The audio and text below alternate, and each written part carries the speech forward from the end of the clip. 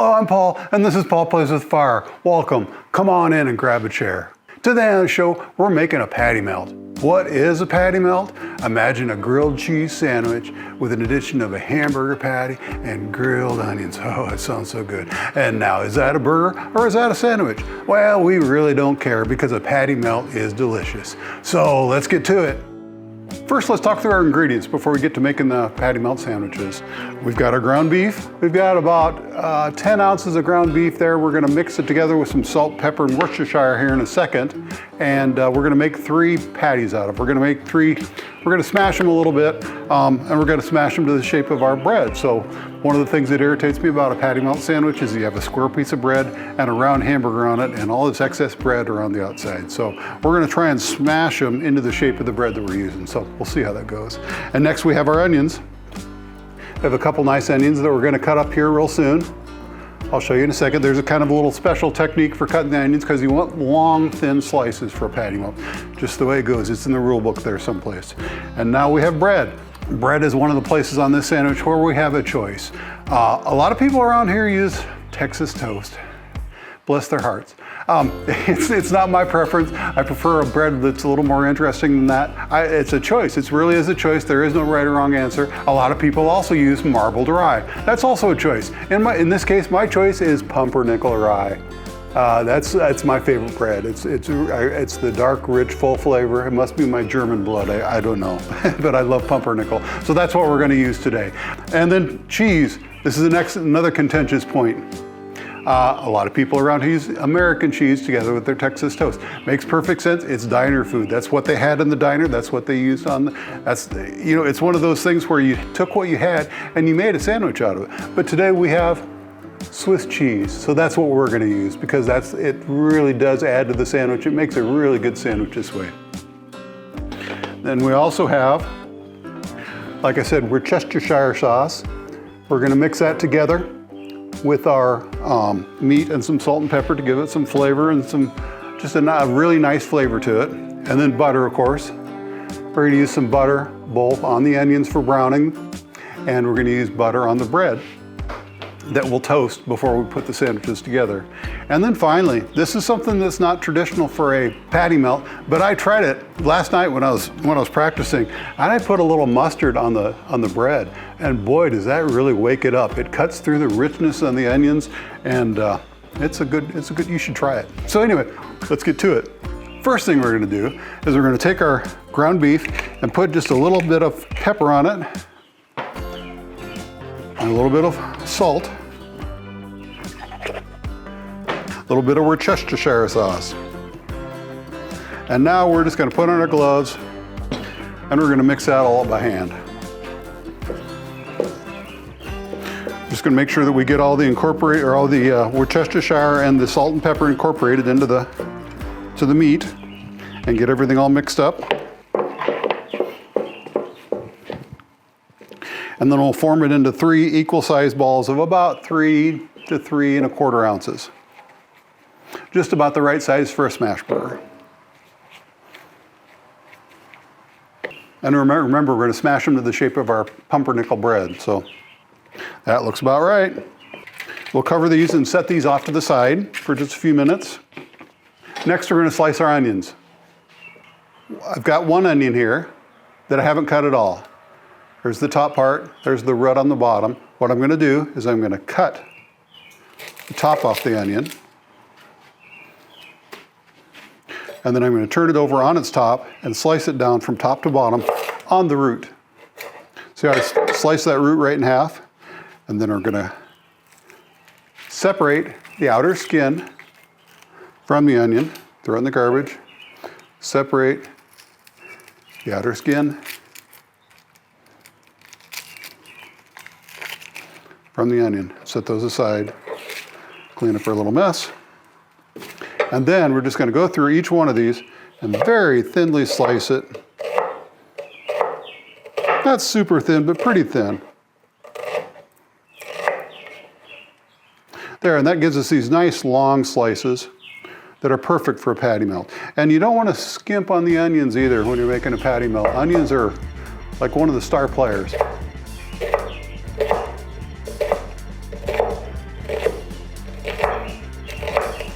So we're making 3 burgers. We've got 2 onions. That's about right. Then I've got another onion that I've already peeled in half, so we're just gonna cut that real quick.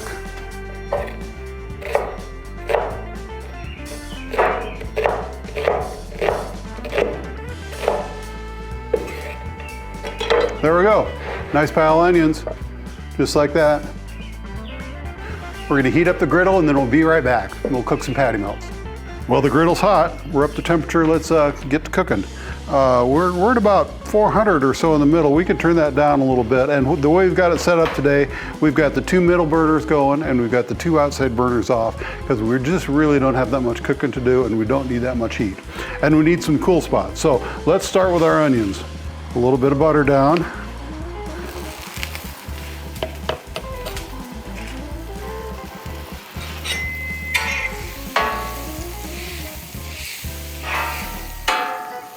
Now you can see as I go from here to here, it gets progressively hotter. Notice how the butter turns brown? That's just because it's hot over there, not so hot here. So we're gonna dump those right about in the middle.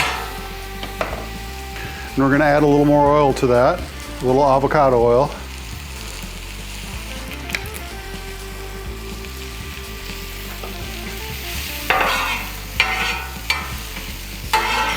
And just cook that right there in the sweet spot. We may add a little butter to that later, but those are looking real good right now. Then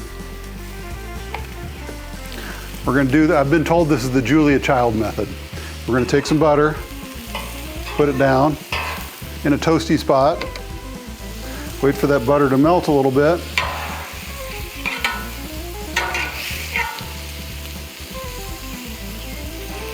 And then we're going to put a slice of bread down there and just let it soak up all that butter. We'll move that back out of the way.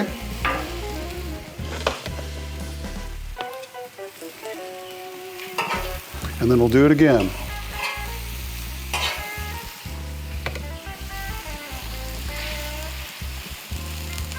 It's much easier than buttering bread. It's a lazy person's way of buttering bread. So we'll let those sit for a little bit. Right on that sweet spot again. Between a burner that's on and a burner that's off. Because pumpernickel is kind of hard to tell if it's burned. It's already dark to begin with.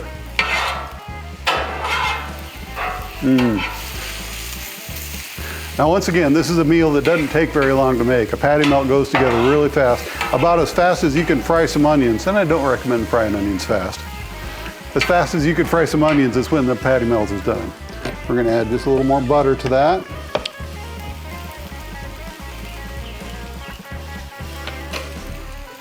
Meanwhile, we'll start checking our bread.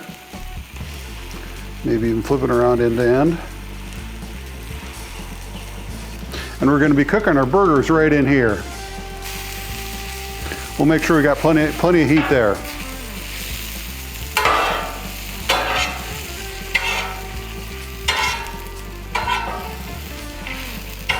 Okay, now I think our butter is probably, yep, let's get, somehow we got some onions on our bread. It won't hurt them.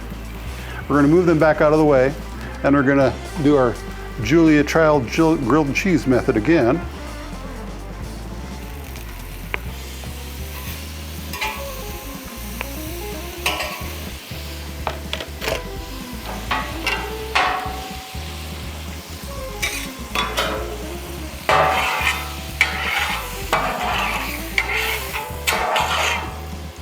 Get some butter all up and down there. Then I'll just smear it around. Oops, on the other side.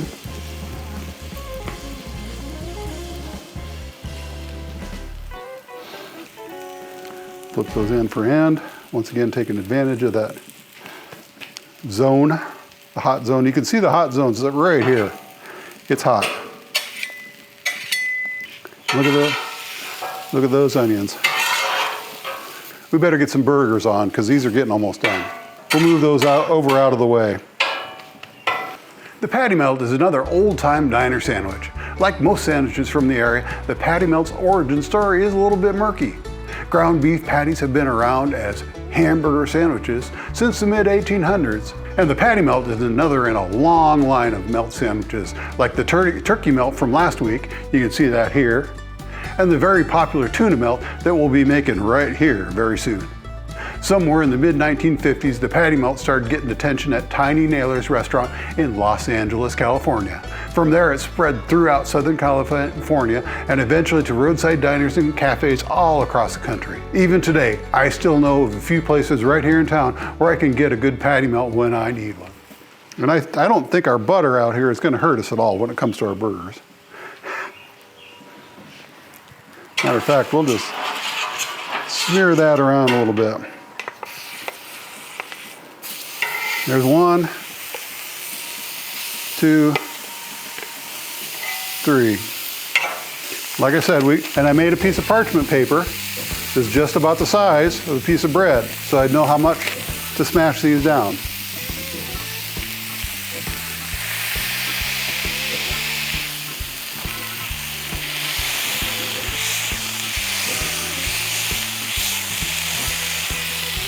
There, that looks about the size of a piece of bread.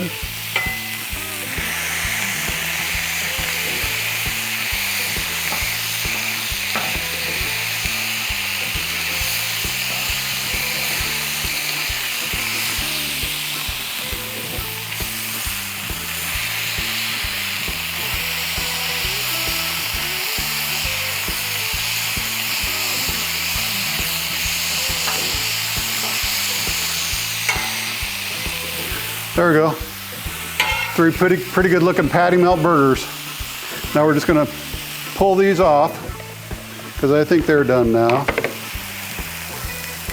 Oh yeah.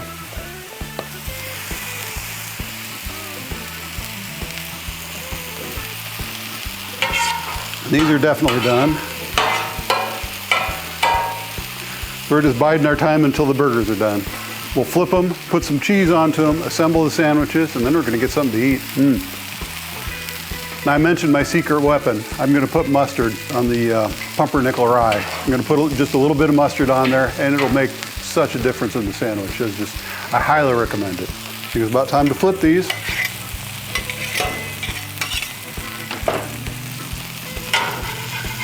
Oh, got some nice stick in there. It's a good sign. Oh, it's a very good sign.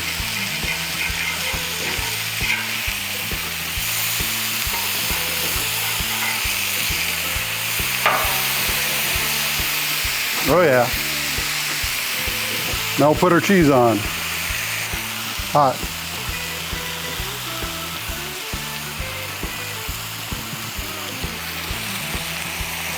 And we're using Swiss cheese. We could be using American, we could be using just pretty much any kind of cheese, but that's just a preference thing. These aren't gonna take very long to get ready. Okay, like I said, secret weapon. We're gonna put just a little bit of mustard on one side of these buns. One side of the pumpernickel bread. See, just a little bit of mustard. And then spread that around.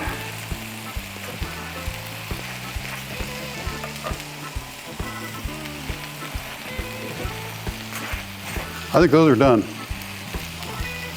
They're starting to melt real good. We'll move those off to the side.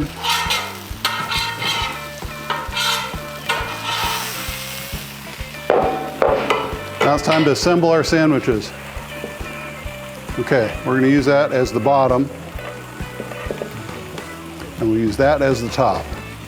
So one of these is going to be a single decker. We'll take the nicest one. That's Mrs. Paul Plays with Fires. Look at that. Fits right on that sandwich. And this is mine, and it's a double decker. And so we're going to put some onions on.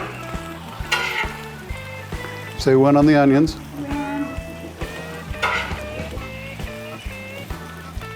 And then we'll put my second decker on. Hope it doesn't slide off, and then we'll put a little more onions on.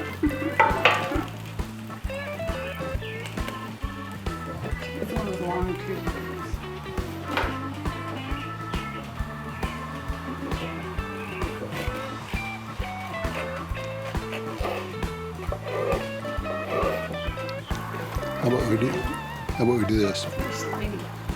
Yep. There, how's that look? That looks pretty good. That's a sandwich. That'll feed you. I tell you, once again, if you had smell-o-vision, the smell of the onions and the beef, oh, and the pumpernickel, and just look at that.